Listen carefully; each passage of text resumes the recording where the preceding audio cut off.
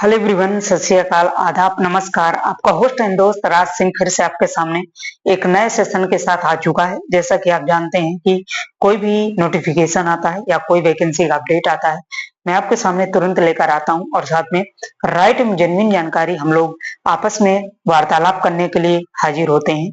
जो आज नोटिफिकेशन आया हुआ है, ये आर्मी टेक्निकल डिपार्टमेंट की तरफ से 141वें बेंच की तरफ से यह नोटिफिकेशन आ चुका है, जो कि 140 जो बैचवा 140वां जो बैच है उसमें भर्ती प्रक्रिया फुलफिल हो चुकी है। जो आज नोटिफिकेशन आया है 141वें बैच का नोटिफिकेशन आ चुका है। ठीक है, तो चलिए इस बारे में बात करेंगे और साथ में ये भी जानेंगे कि इस प्रकार से कब से अप्लाई है, कब से किस प्रकार से आपका सिलेक्शन होगा और कौन से कैंडिडेट इसमें अप्लाई कर पाएंगे। मैं इस सेशन से बढ़ने से पहले दो बातें आपको क्लियर कर दूं। पहला, जो कैंडिडेट टेक्निकल कोई कोर्स किए हैं वही इस सेशन को देखेंगे। जैसे इंजीनियर वगैरह कुछ किए हुए हैं वही इस सेशन को जो है देखेंगे। और साथ में जो कैंडिडेट मैरिड हैं वो इस सेशन को नहीं देखेंगे। जो शादीशुदा है वो इस नोटिफिकेशन को नहीं देखेंगे। ठीक, उनके लिए वैकेंसी नहीं है, केवल अनमैरिड वालों के लिए और साथ में फीमेल के लिए नहीं आई है। फीमेल के लिए अगर कोई वैकेंसी आएगी, आगामी कोई आएगी, तो उनके लिए फिर मैं सेशन लाता रहता हूँ। बहुत से वैकेंसियां आती रहती हैं। ठीक है, तो ये बात ध्यान रखेंगे क्योंकि हम लोग समय वेस्ट करना नहीं जानते। समय से इम्पोर्टेंट कुछ भी नहीं होता। मैं समय के लिए इसीलिए जो है आपको पहले ही बता दिया कि वैसे आप जो 10-15 मिनट के ये सेशन है आप बेफालतू जो है बेकार करें अपना समय, तो इससे अच्छा है कि मैं पहले ही इसको क्लियर कर दूं। ठीक, तो चलिए इसमें बात करते हैं। जो है आर्मी टेक्निकल जो ये कोर्स है, नोटिफिकेशन का कोर्स का नोटिफिकेशन आ चुका है, इसकी सब कुछ डिटेल्स से बात करते हैं। सबसे पहले मैं बताऊं कि जो इसमें अप्लाई डेट शुरू हो चुकी है 18/9/2024 से इसकी जो है अप्लाई डेट शुरू हो चुकी है। लास्ट डेट की बात करें तो 17/10/2024 तक इसमें लास्ट डेट होने वाली है और 17 तारीख तक आप जो है फॉर्म भर पाएंगे। इसमें आप जो है एप्लीकेशन अपना जो है कर पाएंगे। याद रखेंगे इसमें कोई गलती नहीं करेंगे। गलती में क्या होता है कि आपका फॉर्म रिजेक्ट होते हैं, फिर आपको प्रॉब्लम होती है। इसमें विंडो कोई ओपन नहीं होगी, एक ही बार विंडो ओपन होगी, इसके बाद क्लोज हो जाएगी।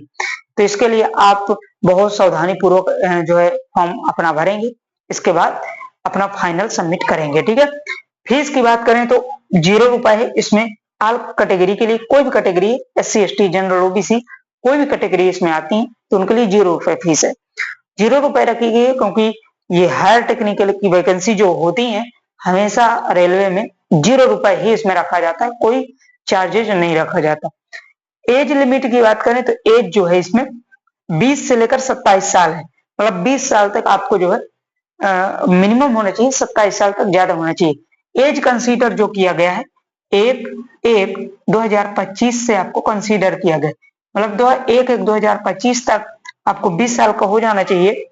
1/1/2025 तक आपका जो है 27 साल से ऊपर नहीं होना चाहिए। ठीक है, ये आप ध्यान रखेंगे। क्वालिफिकेशन जो इसमें मांगी गई है इंजीनियर लेवल, कोई भी जो है आप इंजीनियरिंग का कोर्स किए हैं, कुछ अभी ट्रेड्स आएंगे, जैसे इंजीनियर में ट्रेड वगैरह होते हैं, सिविल, मैकेनिकल, ठीक है, टेलीकॉम, ये सब क्षेत्र होते हैं जो कि इंजीनियरिंग में भी। तो जो कैंडिडेट बैचलर डिग्री लिए हैं और मेल हैं और अनमैरिड हैं, उनकी शादी नहीं हुई हो, अनमैरिड वालों के लिए कहा गया है, फीमेल के लिए नहीं है, केवल मेल के लिए।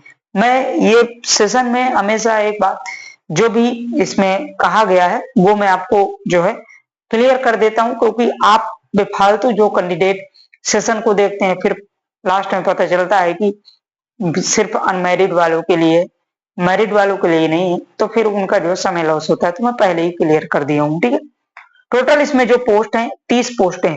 अब देखो 30 पोस्ट है, कोई कोई कहता है बहुत कम पोस्ट है, ये इंजीनियरिंग लेवल की बहुत हायर पोस्ट होती है। जैसे मैं आपको एक थोड़ा सा आपको रिव्यू देता हूं।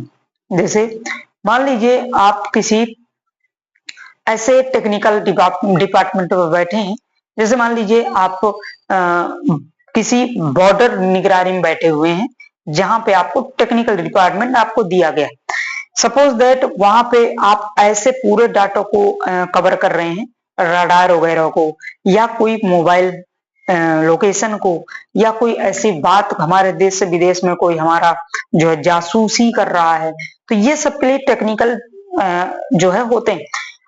तो 30 पोस्टें जो इसमें दी गई हैं, हमेशा 30 हर वर्ष ये निकालता है, बैच के हिसाब से निकाल देता है, 6 महीने में भी आ जाती है, 1 साल में भी आ जाती है। तो जितनी ये पोस्टें खाली होती हैं, जैसे 5 खाली हुई आज राजस्थान के जो है ऑफिस से, और चीन बॉर्डर के ऑफिस से, इस प्रकार से 5-10 खाली हुई, तो डायरेक्ट निकालता है। ये नहीं है कि इसमें वैकेंसी खाली रखता है फिर इसको 1000 1500 हो जाए फिर निकाले।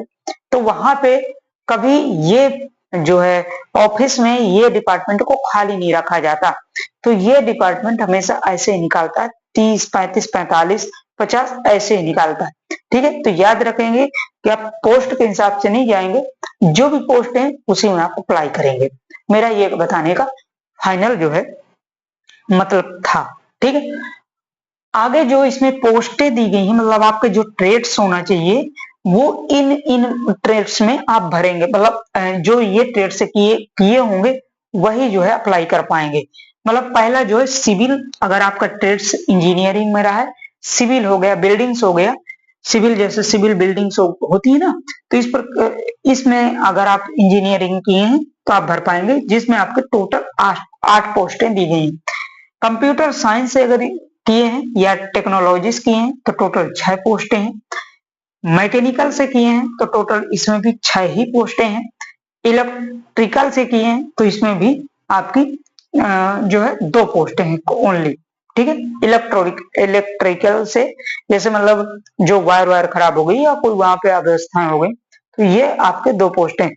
अब ये वायर के लिए नहीं होता, सपोज दैट आपको कुछ रिसर्च करना है, आर्मी बटालियन में कुछ ऐसा रिव्यू करना, मतलब जो है वहां पे शोध करना है, कुछ करना, तो ये सब इलेक्ट्रॉनिकल ही करते हैं वहां पे वायर के लिए, तो 2 पोस्टें हैं।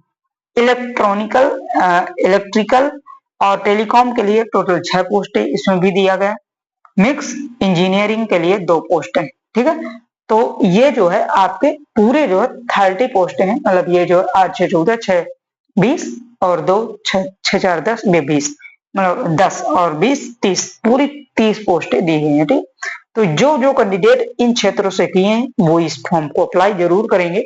बाकी कोई भी आपके फ्रेंड है, कोई भी आपके भाई है, कोई भी आपके जो है जानकार में है, ये सेशन को आप जरूर शेयर कर दीजिएगा ताकि उनको भी पता चल सके और वो अप्लाई जो है कर पाएंगे। अब आती है इसमें सिलेक्शन प्रोसेस किस प्रकार से होगा, सिलेक्शन कैसे होता है, यही सबसे महत्वपूर्ण इसमें बात होती है कि आपका सिलेक्शन किस प्रकार से होगा। तो सिलेक्शन इसमें सबसे पहले आपका सर्टलाइज किया जाएगा। सर्टलाइज्ड मतलब आपका जो है जैसे होता है ना कि आप फॉर्म सभी डालेंगे, फिर आपके जो आपके इंजीनियरिंग डिग्रियां हैं उसी जो आप नंबर प्राप्त किए होंगे, सपोज दैट आपको 85% में जिस कैंडिडेट का है सबको ले लिया जाए। ठीक है, तो इस प्रकार से आपको सर्टलाइज कर लिया जाएगा, मतलब आपका जो है वहां पे सर्टलाइज करके और आपके मोबाइल नंबर में या जीमेल में आपको एडमिट कार्ड भेजा जाएगा। ठीक है, तो आप एडमिट कार्ड जो वहां पे डालेंगे, मोबाइल नंबर और जीमेल आप अपना ही डालिएगा, किसी दूसरे का ना डालिएगा।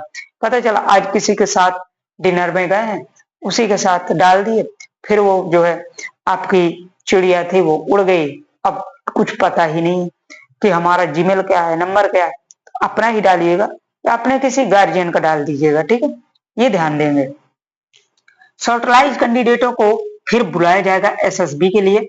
एसएसबी जो कि आपका 5 दिन का होता है, 5 डेज का होता है, 5 डेज के लिए बुलाया जाएगा।